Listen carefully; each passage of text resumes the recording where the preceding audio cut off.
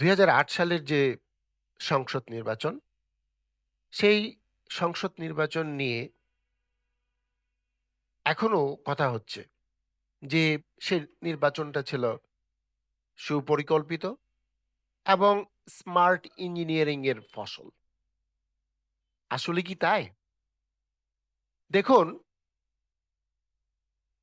২০০১ সালে BNP 41% vote পায় এবং আওয়ামী লীগ পায় 40% ভোট।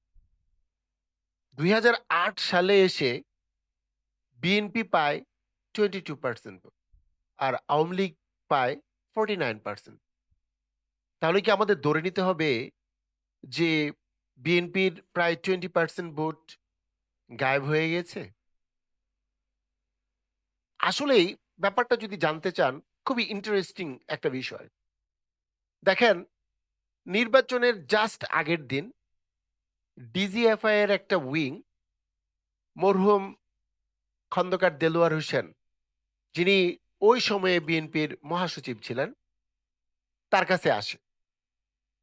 সেই প্রতিনিধি দল খন্দকার দেলোয়ার সাহেবকে বলেন যে আপনার দল আগামীকালের যে নির্বাচন, সেই নির্বাচনে মাত্র ৩০টা আসন পাবে আর জামাত বড়জোর ৩টা আসন।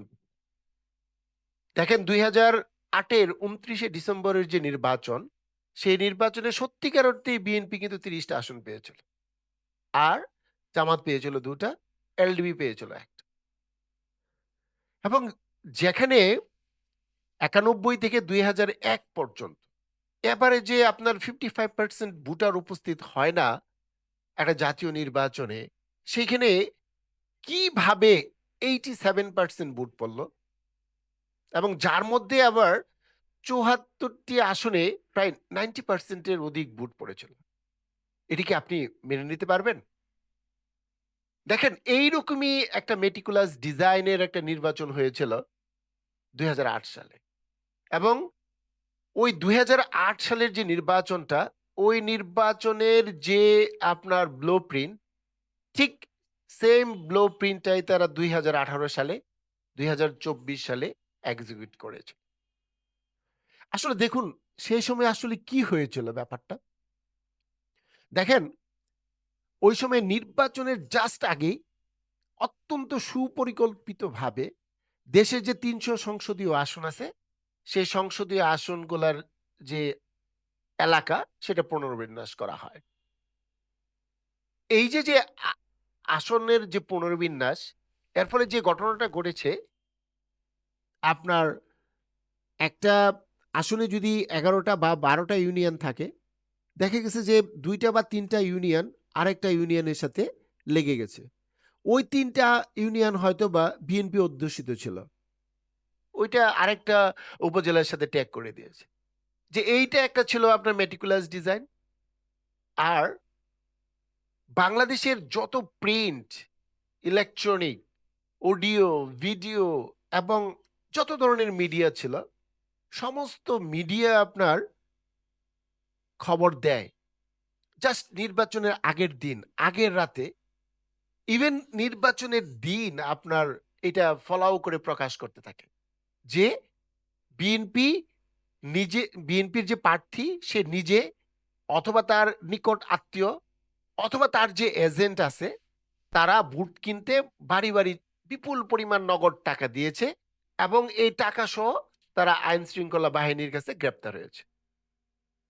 আপনি দেখেন, আসন পুনর্বিন্যাস করলো, তারপরে আপনার এই যে আপনার একটা দলের নেতাকর্মীদের মনোবলটা ভেঙে দেওয়ার জন্য এক ধরনের আপনার একটা প্রহসনমূলক একটা অবস্থান নিল। তাহলে এইবার কি হইতে যাচ্ছে? দেখেন, একটা ছোট্ট আপনার জুকস বলি। অঙ্ক পরীক্ষায় কত নম্বর পেয়েছো?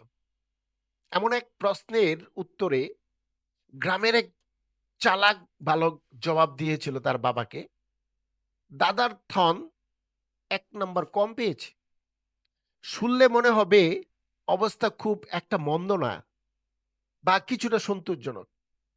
কিন্তু পরবর্তীতে খবর নিয়ে দেখা গেল যে দাদাই অঙ্কে পেয়েছে মাত্র 1।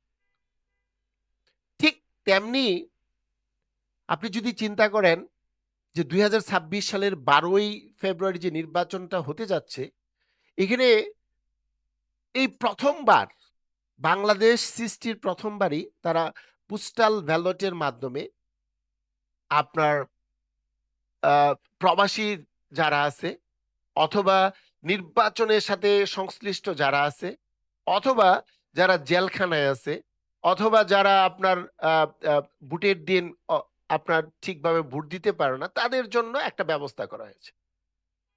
সেই ব্যালট পেপারে আপনার যে ক্রনোলজি, আপনার যে প্রার্থীদের যে প্রতীকের যে ক্রনোলজি, সেখানে দেখা গেছে যে বিএনপির যে আপনার প্রতীকটা, সেটা এমন একটা জায়গায় রাখা হয়েছে, বাজ করার সময় আপনার এটা আরেকটার উপরে আপনার পেস্ট লাগতে পারে। তখন দেখা যাবে যে এই পেস্ট লাগার দরুন আপনার ওই বুটটা বাতিল হয়ে গেছে। এই যে একটা পোস্টাল ব্যালট ইঞ্জিনিয়ারিং করলো, এইটা কিন্তু এই প্রথম প্রবাসীদের ক্ষেত্রে অথবা দেশের ভিতরে যারা আপনার ওই দিন ব্যস্ত থাকবে, তাদেরকে ভোট দেওয়ার জন্য এই যে পোস্টাল ব্যালট ইঞ্জিনিয়ারিং কনসেপ্টটা নিয়ে এসেছে। আপনাকে একটা উদাহরণ দেই। আপনারা সবাই জানেন, যুক্তরাষ্ট্রের জর্জ বুশ যখন নির্বাচন করে, তখন এই তার যে প্রতীক, এটা ব্যালট পেপারের একদম নিচে ছিল। যুক্তরাষ্ট্রের দুইটা দল, আপনার রিপাবলিক আর ডেমোক্রেটিক। রিপাবলিক যে দলটা, সেই দলের যে প্রার্থী জর্জ বুশ, তার প্রতীকটা ছিল ব্যালটের নিচে। যার ফলে দেখা গেল কি, প্রতিপক্ষ যে আপনার প্রার্থী আছে, তার চেয়ে প্রায় 10% ভোট কম পাইল। এই যে যে ব্যাপারটা, এটা হলো ব্যালট ওয়ার্ডার ইফেক্ট। অর্থাৎ এই যে যে ব্যালট ব্যাপারে আপনার যে প্রতীকের যে বিন্যাসটা, এটা কিন্তু আপনার একটা বড় ধরনের ইফেক্ট ফেলতে পারে। আরেকটা জিনিস দেখেন, আমি বা আপনারা কেউ হয়তো বা ব্যাপারটা কখনোই বুঝতে পারেন নাই, মাইগ্রেটেড ভোটার কনসেপ্ট। অর্থাৎ বাংলাদেশের কিছু কিছু আসনকে তারা টার্গেট করে, একটা বিশেষ দল টার্গেট করে অন্যান্য রিজিয়ন থেকে আপনার ভোটার এনে ওই আসনের ভোটার করেছে। এই যে যে আপনার ধরেন রংপুরের গাইবান্ধার একটা অঞ্চলের 20,000 বা 30,000 আপনার স্বল্প আয়ের যারা আছে, তাদেরকে আপনার মনে করেন ঢাকার একটা আসনে উদ্দেশ্য প্রণোদিত ভাবে ভোটার করা হলো। যেমন আমি আপনাকে একটা উদাহরণ দিই, বাংলাদেশ কৃষি বিশ্ববিদ্যালয়, এই বিশ্ববিদ্যালয়ের যত ছাত্র ছাত্রী আছে, তাদেরকে একটা বিশেষ আসনের আপনার ভোটার করা হয়েছে। তো এরা তো কেউই এই আপনার ময়মনসিংহ এর না, তারা প্রায় 64টা ডিস্ট্রিক্ট থেকে এসেছে। তাহলে এই যে যে মাইগ্রেটেড ভোটার কনসেপ্টটা, এতে আপনার নির্বাচনের উপর বিশাল একটা প্রভাব ফেলবে। আরেকটা দেখেন যে আপনার এবারই প্রথম আরেকটা কনসেপ্ট নিয়ে এসেছে যে আপনার নির্বাচনের যে আপনার পুরা প্রচার, এটা আপনার অনলাইনে করতে হবে। আপনার সময়ই খুব কম, তো অনলাইন তো পুরাটাই আপনার ওই একটা বিশেষ দলের আপনার একটা বট বাহিনীর নিয়ন্ত্রণে এসেছে। এখন প্রতিদিন, প্রতি রাত্রে, প্রতিটা মুহূর্তে আপনার অনলাইন বলেন, অফলাইন বলেন, বা বিভিন্ন যে বিষয়গুলো বলেন, এইগুলাতে আপনার মনে করেন যে পরিস্থিতি দিনের পর দিন আপনার খারাপের দিকে যাচ্ছে। তাহলে এখন এইভাবে যদি একটা আহ, আহ, দল বা একটা গোষ্ঠী যদি ভেতরে ভেতরে এমন সব নির্বাচনের জন্য আপনার বিভিন্ন ধরনের আপনার রেটরিক নিয়ে এসে, যেমন তারা বলতেছে যে বিএনপির হাতে আপনার ফ্যামিলি কার্ড, আর আমাদের হাতে হলো জান্নাতের টিকিট। তাহলে এই ধরনের, অথবা বিকাশের নাম্বার অথবা এনআইডি নাম্বার, এই যে যে বিশেষ বিশেষ আপনার কনসেপ্ট নিয়ে এসেছে, এর ফলে যে ঘটনাটা ঘটছে, সেই বিষয়গুলো যদি অনুসন্ধান করে নির্বাচনে দল বা জোটগুলি সতর্ক না হয়, তাহলে 2018 সালের যে আপনার স্মার্ট ইঞ্জিনিয়ারিং হয়েছিল, সেটারই আরেকটা নতুন ভার্সন হতে যাচ্ছে কিনা, এই ব্যাপারে সন্দেহ থেকে যায়।